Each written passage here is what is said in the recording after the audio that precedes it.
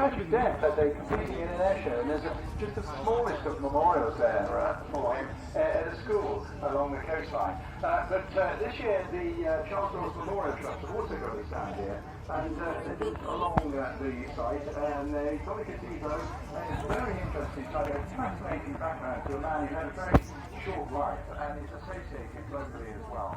And the gazebo is just east of Lamppost 5. As we pointed out earlier on, if you get a program, that'll help you work wherever things are, but if you just look at the lampposts, then they should all have numbers on them, which is really good. Now, of course, one of the highlights of the last couple of days, show stealer in many, many ways, has been the Gravity Industries jetpack guys. I think it's fascinating what they're doing, how they're achieving that, both Richard and Angelo. I think it shows also with yesterday's events, it shows that actually a lot of testing is new science, it's design.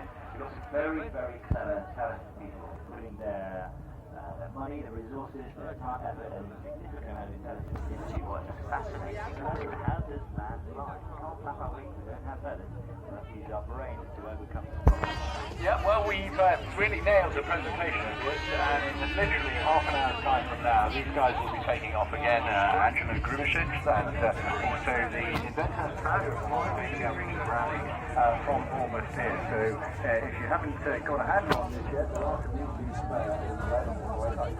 So if you want to find the coming out, we have a camera and presenter here, and a camera presenter a landing pad as well. Now, they're not going to fly all the way down to they will cover as much as is possible. So what's happening now, we've got a number of breaking procedures. Stop it. We have to ensure that all the safety parameters are in place. And just a reminder right now, there are one or two people getting very close to the yellow buoy line. You can see around Harrison's Bay there. Please do not cross that the yellow buoy line, because we will have to stop flying this way. And while we're talking about the maritime zone, a huge welcome to all those who've come out in the boats today.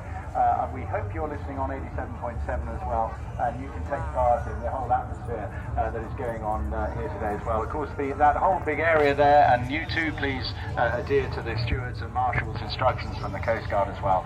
And then we're going to have a really happy and a very, very long day, action right through until